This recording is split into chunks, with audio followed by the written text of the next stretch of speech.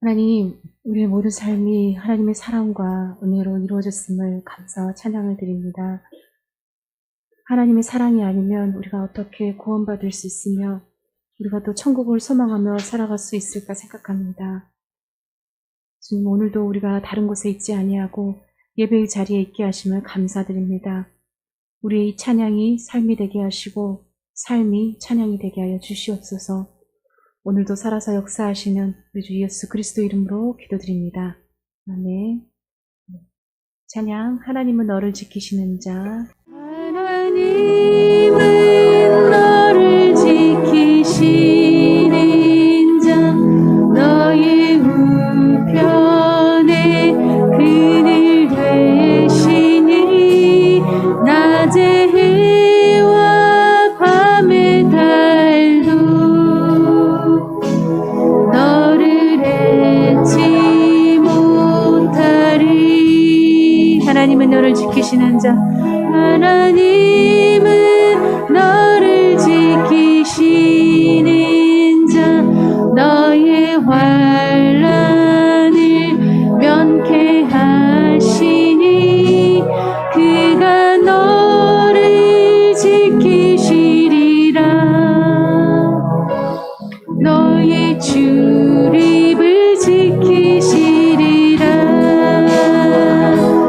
눈을 들어 산을 보아라. 너의 돈 어디서 오나. 천지 지으신 너를 만드신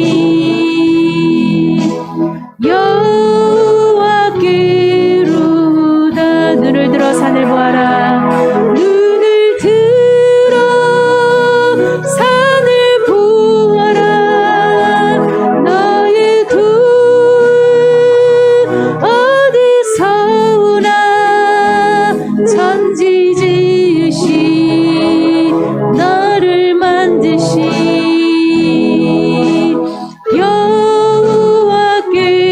여호와께로다. 해가 뜨는 사진, 해가 뜨는 새 아침 밝았네. 이제 다시 주님 찬양.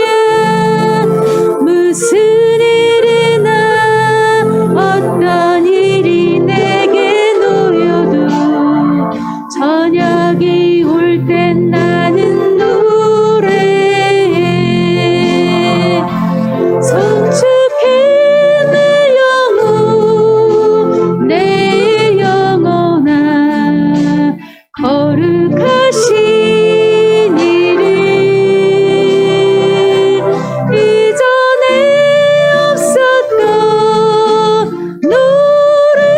노래로 나 주님을 경배해. 노하기를 더디하시는 주, 그의 크신 사랑 넘치는 주의 선하심 내가 노래하리. 수많은 이유로 나 노래해. 송축해 내 영혼, 내 영혼아. 거룩하신 이름 이전에 없었던 노래로 나 주님을 경배해. 꼭 그날에, 꼭 그날 놔주고 나의 삶의 어두운 넘칠 때 주의 끝없는 찬양 드리리라. 수많은 세월 지나 영원히 송축해 내 영혼, 송축해 내 영혼, 내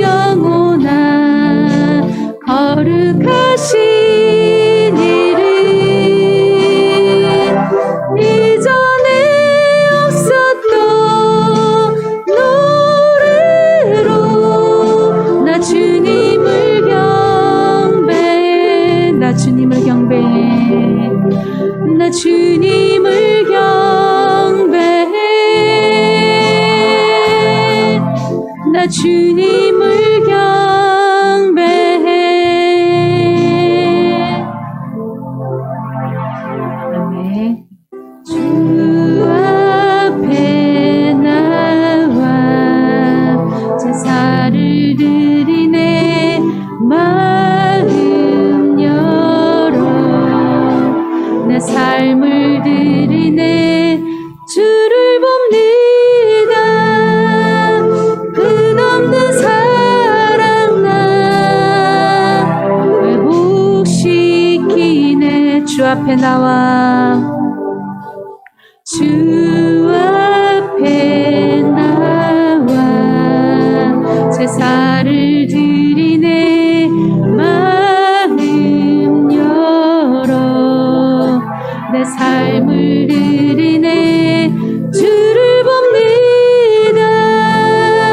끝없는 사랑 나 회복시키네. 이제 눈 들어 주 보네. 그 능력 날 새롭게 주님의 사랑 날 만지시니 내 모든 두려움 사라지네. 폭풍 속에도 주 붙들고 믿음으로 주와 걷네. 갈보리 언덕 넘그 어느 날 주 안에 온전케 되리. 이제 눈 들어 이제 눈 들어 주 보네. 그 능력 날 새롭게 주님의 사랑 날 만지시니 내 모든 두려움 사라지네. 폭풍 속에도 주 붙들고 믿음으로 주와 걷네. 갈보리 언덕 어느 날 주 안에 온전케 되리. 주 나의 모습 보네. 주 나의 모습 보네. 상한 나의 맘 보시네. 주 나의 눈물 안에 홀로 울던 맘 아시네. 주 사랑 내게 있네. 주 사랑 내게 있네. 그 사랑이 날 채우네. 주 내게 있네. 그대로 날 세우네. 세상 소망 다 사라져가도 주의 사랑은 끝이 없으니 살아가는 이 모든 순간이 주의 힘을 나는 믿네. 세상 소망 다 사라져가도 세상 소망 다 사라져가도 주의 사랑은 끝이 없으니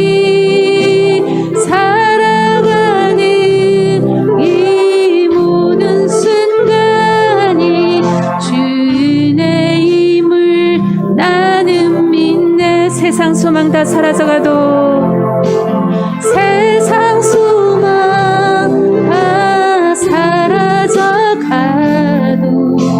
주의 사랑은 끝이 없으니 살아가는 이 모든 순간이 주의 힘을 나는 믿네. 구약성경 1272페이지입니다. 요엘서 2장 21절에서 24절의 말씀을 우리가 한 목소리로 같이 읽겠습니다. 땅이여 두려워하지 말고 기뻐하며 즐거워할지어다.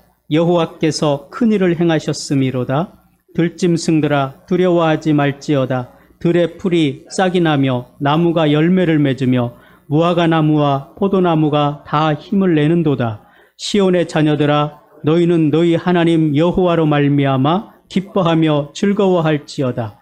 그가 너희를 위하여 비를 내리시되 이른 비와 늦은 비가 예전과 같을 것이라. 마당에는 밀이 가득하고 독에는 새 포도주와 기름이 넘치리로다. 아멘. 미국 보스턴의 한 지하 병동에 소녀가 격리되어 있었습니다. 이 소녀는 마음의 어둠 때문에 심한 정신병을 앓고 있습니다. 사람들이 다가오면 괴성을 지르고 사람들이 다가갈 수 없도록 이 사납게 독서를 퍼붓습니다. 의사들이 온갖 노력을 다해봤지만 치료가 되지 않았습니다. 그래서 결국 주치의가 내린 결론은 회복 불가능이라는 진단이었습니다. 부모도 아이를 포기해버렸습니다. 면회조차 가지 않았습니다. 그 누구도 이 소녀에게 관심을 보이지 않았습니다.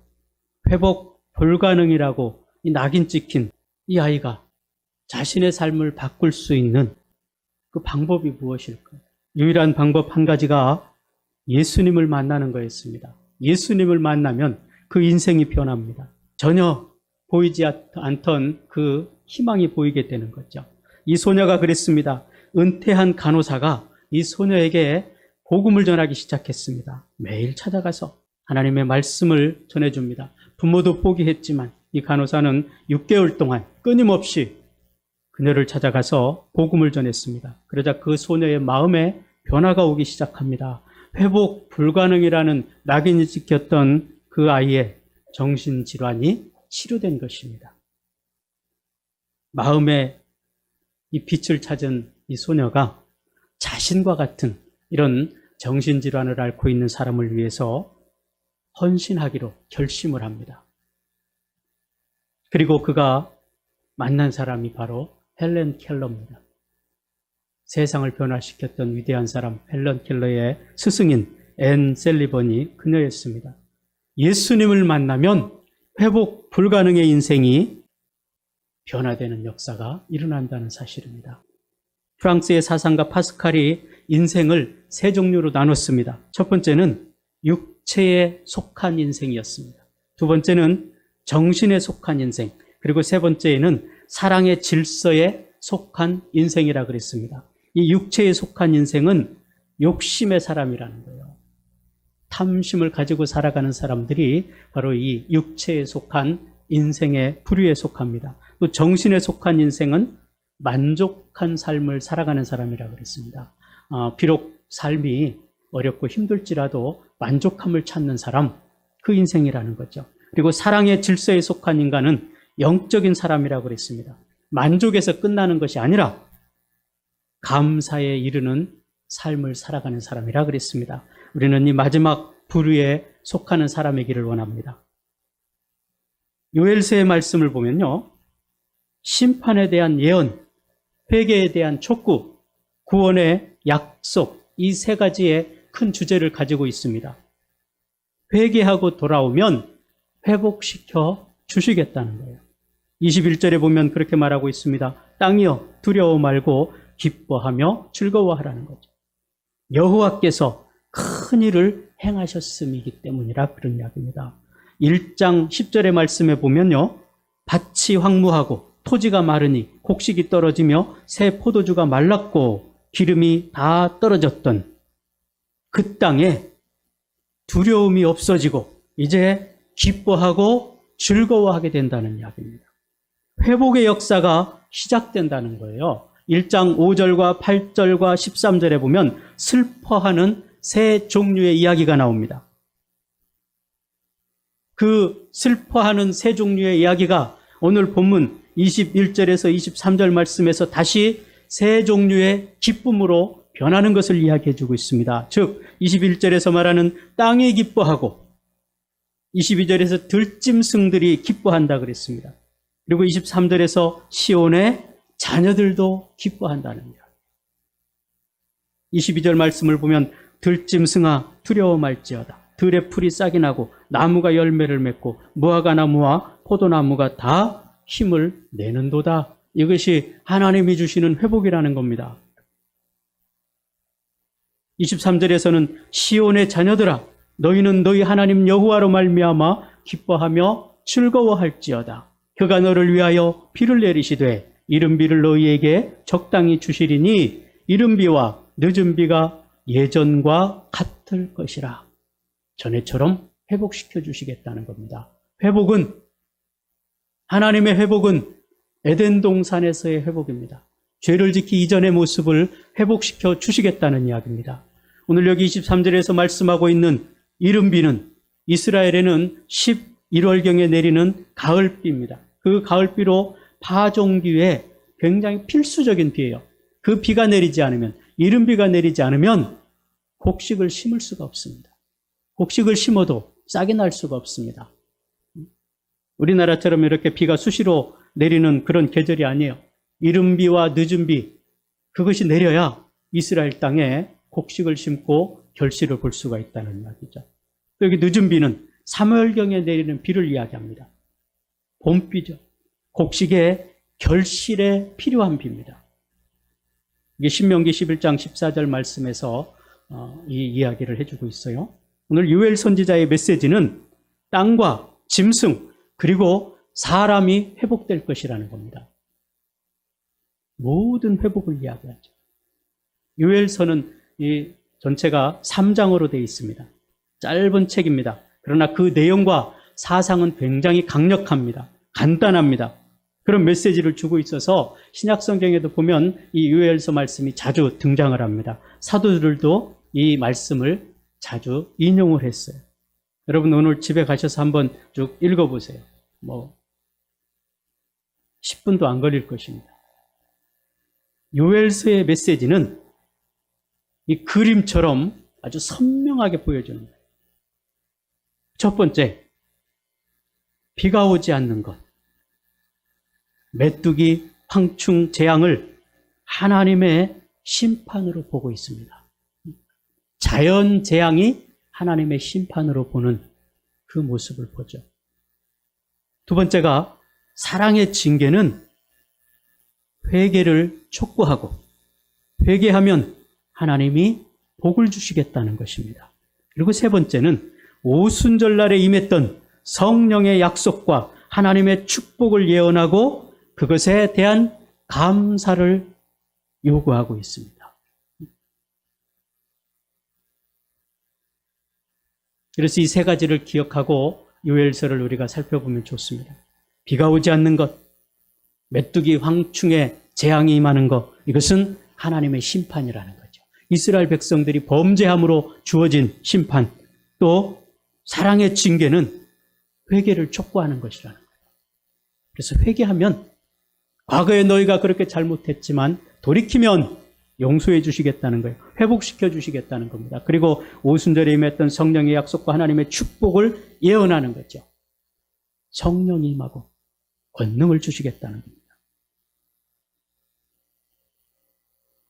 여기 오늘 요엘이 가뭄과 황충의 재앙을 하나님의 사랑에 매로 보았습니다. 그것이 그들을 망하게 하고 그들을 괴롭게 하려고 주신 것이 아니라 사랑의 매라는 거예요. 황충은 메뚜기과에 속하는 이 곤충이에요.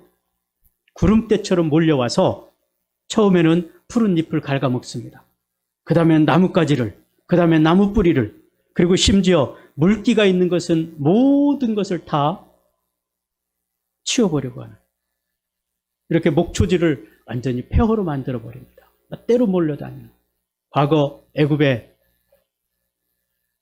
때로 파리떼들이, 메뚜기떼들이 와서 심판을 한 것과 같은 그런 내용이죠. 하나님의 징계로 이런 일이 벌어진다는 거예요. 그 속에서 하나님의 음성을 듣기를 원하는 것입니다. 사랑의 매라고 그랬어요. 그래서 우리 강원도의 오징어가 유명하죠. 그 오징어를 이 서울로 살아있는 채로 이제 운반을 하는데, 최대한 죽지 않고 살아서 올 수 있도록 하는 방법이 있습니다. 그 오징어에 이제 바닷물을 부어놓고 거기에 꽃게를 넣는다는 거예요. 꽃게가 오징어 천적이랍니다. 그래서 이게 꽃게가 자기를 잡아먹으려면 이렇게 막 돌아다니는 거예요. 그러니까 긴장을 하고 꽃게에게 물리지 않으려고 막 이렇게 움직이다 보니까 죽는 그 오징어가 얼마 없다는 거예요. 근데 꽃게를 넣지 않으면 오히려 더 많이 죽었다는 거죠. 사람도 마찬가지예요. 우리가 스트레스를 만병의 원인이라고 봅니다. 그러나 적당한 스트레스는 우리를 긴장하게 만들고 건강한 삶을 살아가도록 한다는 거예요. 히브리서 12장 11절에서 그렇게 말합니다. 징계가 당시에는 즐거워 보이지 않고 슬퍼 보이지만 후에 연단받은 자들은 의와 평강의 열매를 맺는다 그랬습니다. 당장 당할 때는 고통이고 괴로움이지만 그것을 잘 견뎌내면 그것이 의의 열매를 맺고 평강의 열매를 맺게 하신다는 사실입니다. 그래서 우리가 이 고난을 당하는 이 자세를 또 우리가 바로 알아야 돼요. 중요한 것은 하나님의 시련을 받아들이는 우리들의 반응이라는 겁니다. 여러분은 시련이 올 때, 고난이 올 때 어떻게 받아들이고 계십니까? 여러 이유로 팔과 다리를 잃은 사람이 있습니다. 두 가지로 반응합니다. 자포자기하고 인생을 포기하는 사람이 있습니다. 반면에 그 장애를 극복하고 오히려 적극적으로 대처해가는 사람이 있습니다. 독일의 빅터 프랭크 박사는요, 아우슈비츠 수용소에서 마지막까지 살아남은 사람입니다. 그가 수용소 생활을 기록한 죽음의 수용소에서라는 책을 썼습니다. 거기에 보면 고통스러운 이 수용소 생활에서 마지막까지 살아남은 사람은 체력이 좋은 사람도 아니고 재능이 뛰어난 사람도 아니라 자신들이 겪고 있는 고난의 의미를 깨닫고 그 뜻에 자신을 헌신한 사람들이라 그랬습니다. 순응한 사람들. 그 고난이 왔을 때 거부하고 반항하는 것이 아니고 그 고난을 슬기롭게 이겨나가는 것, 그 사람들이 살아남은 사람이라는 거예요. 그래서 고통은 그 고통의 의미를 깨닫고 극복하는 사람에게 혼과 영혼을 살찌게 하는 복된 자리가 된다. 그렇게 표현을 했습니다. 우리나라에 이 아이스하키, 장애인 아이스하키 선수가 있어요. 국가대표 이 장승환 선수인데 의족을 끼고 아이스하키를 합니다. 상상해 가십니까? 다리가 없는데 운동선수란 말이에요. 장애인 올림픽에 참여하는 사람들이 그런 사람들이죠. 포기하지 않고 의족을 끼고 운동선수로 일하는 거예요. 이분이 처음 자신이 경기를 하던 날, 그날의 심정을 자신의 SNS에 그렇게 기록을 했습니다. 세포가 다시 살아나는 느낌, 뛰는 것이 이런 기분이구나. 그 글을 썼습니다. 우리가 하나님 앞에 우리가 당하는 고난을 어떻게 받아들이냐에 따라서 그 결과가 명확하게 달라진다는 거예요. 자포자기하고 포기하면 그대로 낙오되는 인생밖에 살 수 없겠지만 극복하게 되면, 이기게 되면 더 좋은 결과를 맺을 수 있다는 이야기죠. 그것을 위해서는 반드시 우리에게 훈련이 필요합니다. 지금 광민이가 논산훈련소에서 열심히 훈련하고 있습니다. 처음 겪어보는 이 훈련 생활일 거예요. 거기 있는 모든 아이들이 힘들 것입니다. 그러나 그 훈련을 견디지 못하면 좋은 군인으로 자대를 배치받을 수가 없습니다.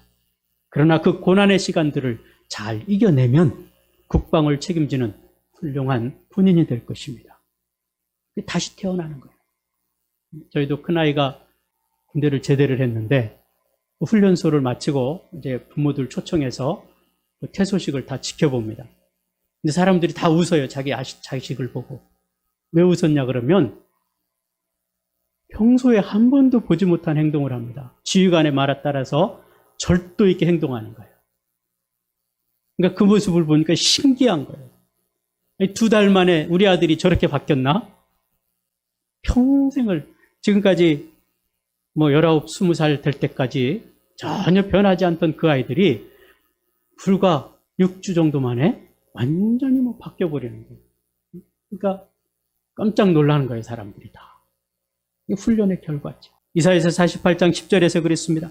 보라, 내가 너를 연단하였으나 은처럼 하지 아니하고 너를 고난의 풀무에서 택하였노라.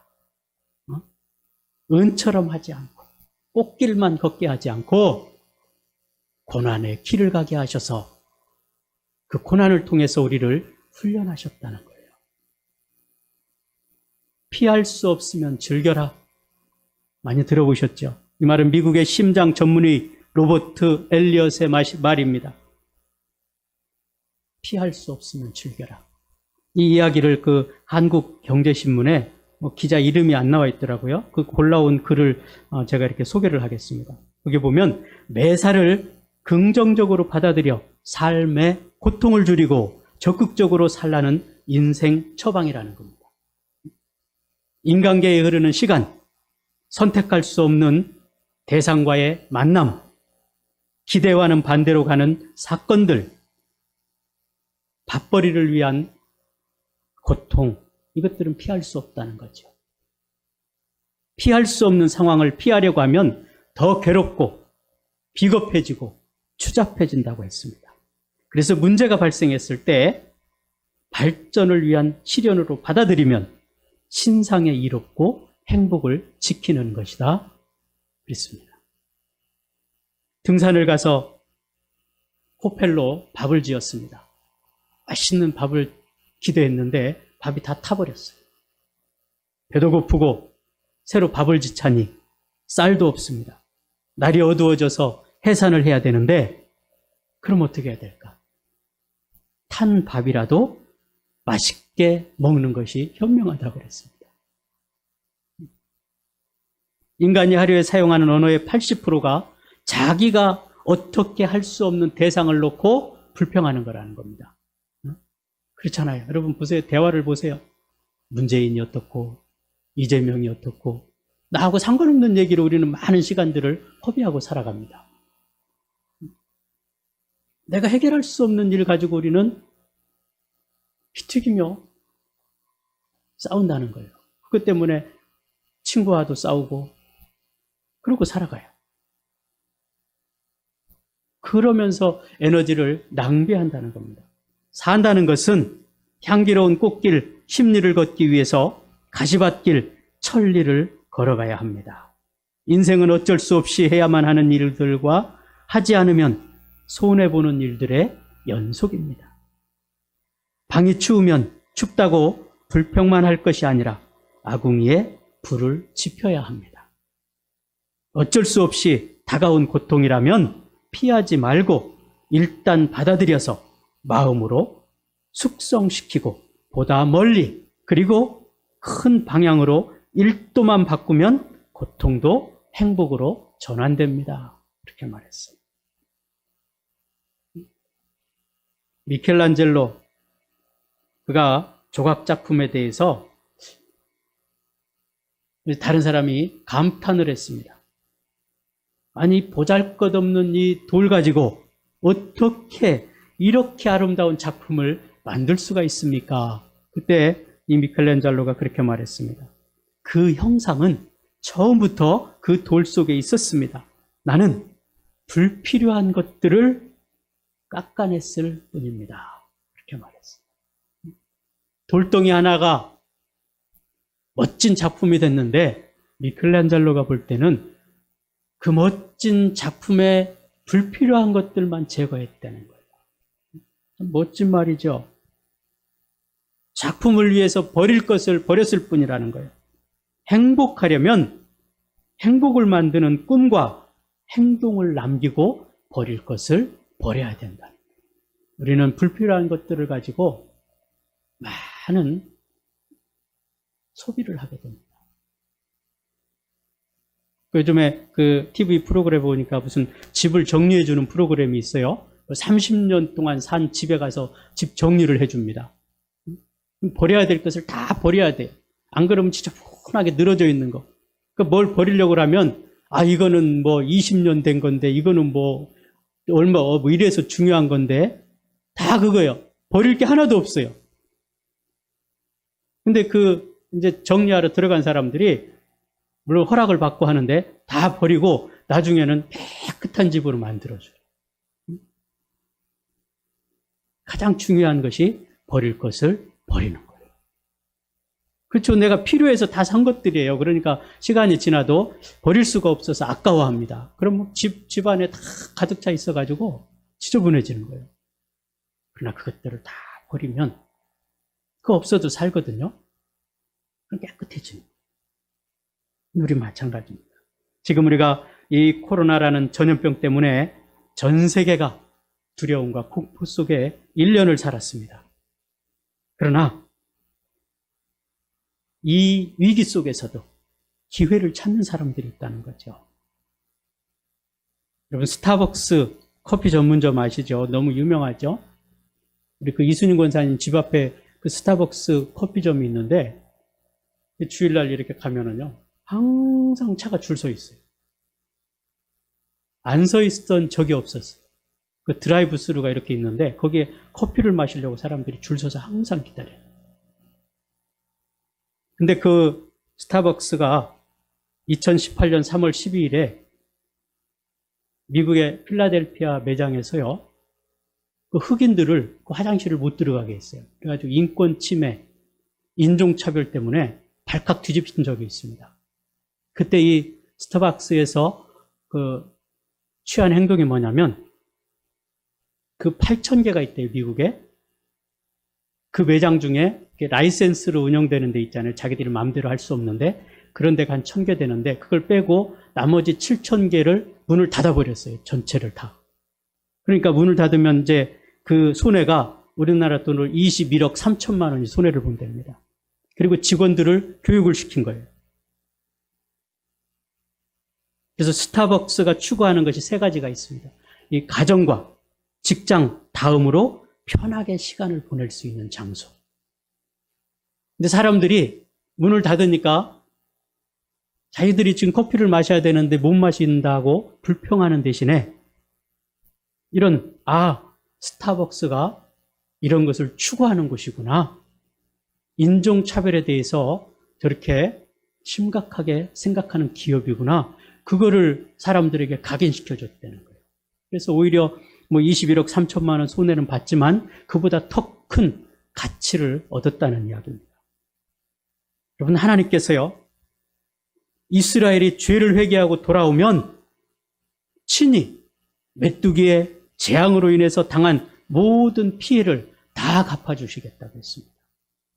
이것은 엄청난 약속입니다.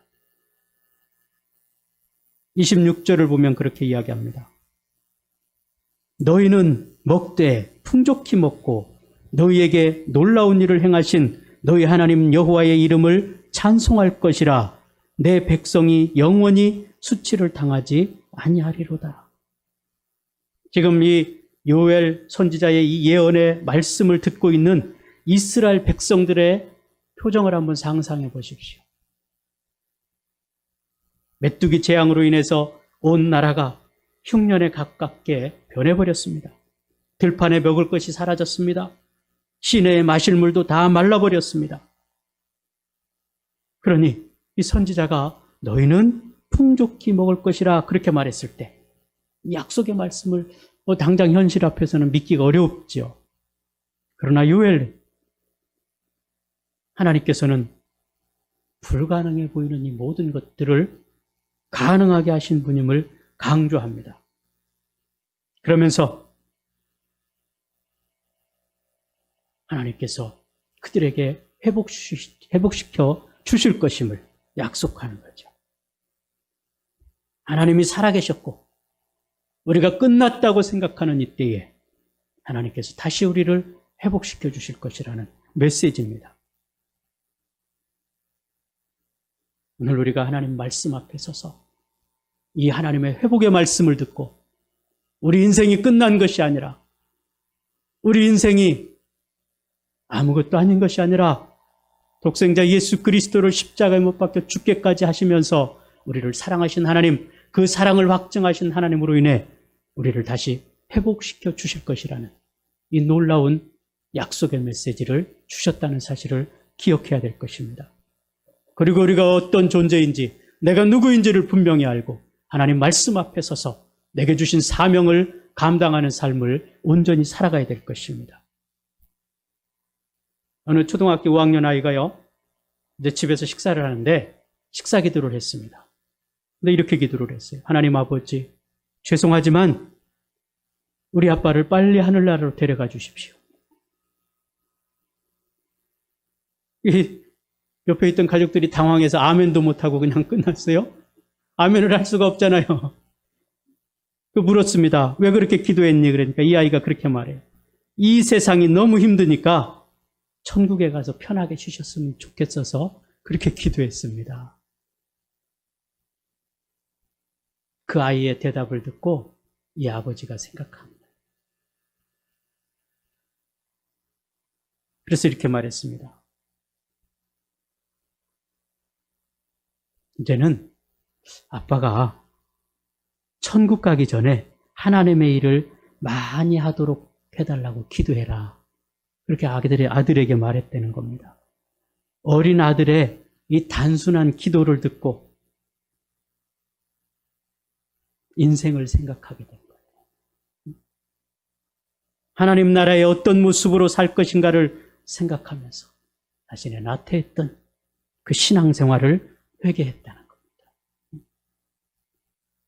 회개는 축복을 받는 지름길입니다. 우리가 하나님과의 관계가 회복되어져야 하나님의 축복이 흘러오지, 막혀 있으면 그 축복이 흘러올 수가 없습니다. 하나님과 우리 사이에 죄로 인해서 막혀 있었기 때문에 하나님께서는 결단을 내리시고 독생자 예수 그리스도를 이 땅에 보내주셔서 십자가에 죽게까지 하시면서 우리를 구원하셨다는 사실입니다. 그 은혜를 우리가 누리려면 우리 지난 과거에 잘못된 것들을 버려야 돼요. 미켈란젤로가 조각품을 만들 때 불필요한 것들을 다 제거했을 때 가장 아름다운 조각 작품이 나온 것처럼 우리의 인생에도 마찬가지예요. 불필요한 것들을 다 제거할 때 가장 가치 있는 내가 나옵니다. 가장 보람되고 가장 소중한 내가 나온다는 사실을 우리는 기억해야 될 것입니다. 회개 없는 은혜는 없습니다. 하나님은 회개하는 자에게 성령을 부어주시겠다 했습니다. 오늘 유엘서 본문 뒤에 28절에 그렇게 말합니다. 그 후에 내가 내 영을 만민에게 부어주리니 너희 자녀들이 장래일을 말할 것이며 너희 늙은이는 꿈을 꾸며 너희 젊은이는 이상을 볼 것이요.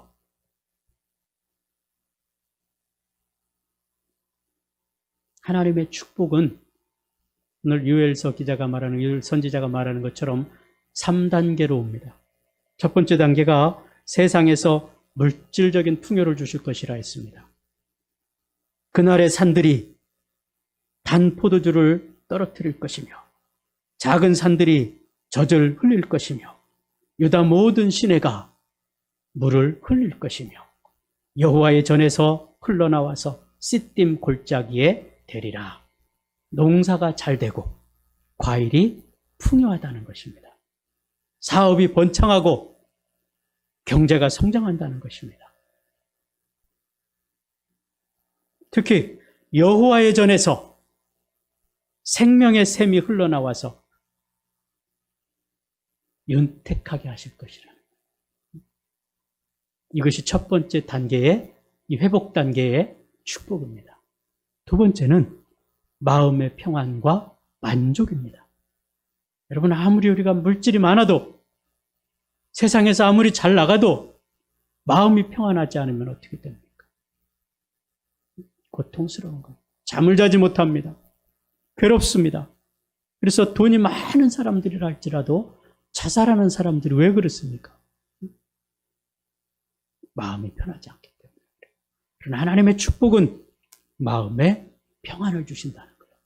그리고 중요한 것은 만족을 주시는 겁니다. 왜 자살을 합니까? 만족하지 못하기 때문에 그런 거예요. 항상 부족하기 때문에 그런 거예요.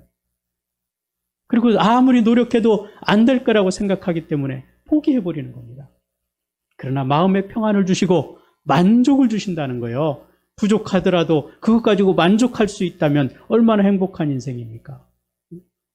그렇죠. 부탄이란 나라가 가장 행복지수가 높대잖아요. 가장 가난한 나라인데 행복지수가 가장 높아요. 얼마나 아이러니한 일입니까? 우리는 많은 것을 가졌지만 만족을 못해요. 그래 행복하지 않습니다.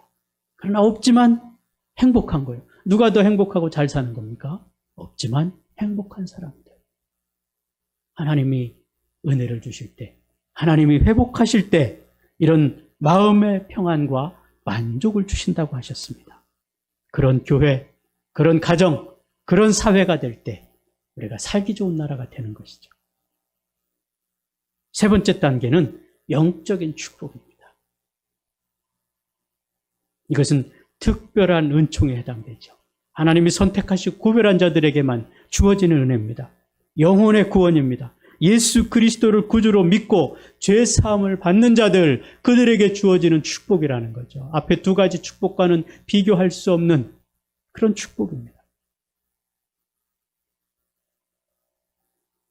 오늘 우리가 이런 절대적인 축복 받은 자로 하나님 앞에 예배하고 있습니다. 이 은혜가 얼마나 놀랍고 큰지 우리가 기억하고 우리에게 주어지신 이 놀라운 사명을 온전히 감당해야 될 것입니다. 하나님께서는 은혜를 베푸시고 친히 다시 한번 그들의 하나님이 되어주셨습니다. 그러나 그 전제 조건이 하나님께 돌아오는 거예요. 하나님께 돌아오지 않으면 그 축복은 그들과 상관없는 것이 됩니다. 이스라엘 백성들이 광야에서 말을 듣지 않았을 때에 하나님께서 불뱀을 내려서 그들을 물려 죽게 했습니다. 수많은 사람들이 불뱀에 물려 죽어가고 있을 때 하나님께서 모세에게 명령하시기를 놋뱀을 만들어서 장대 높이 다르라 그랬습니다. 그리고 백성들에게 선포하라 그랬어요.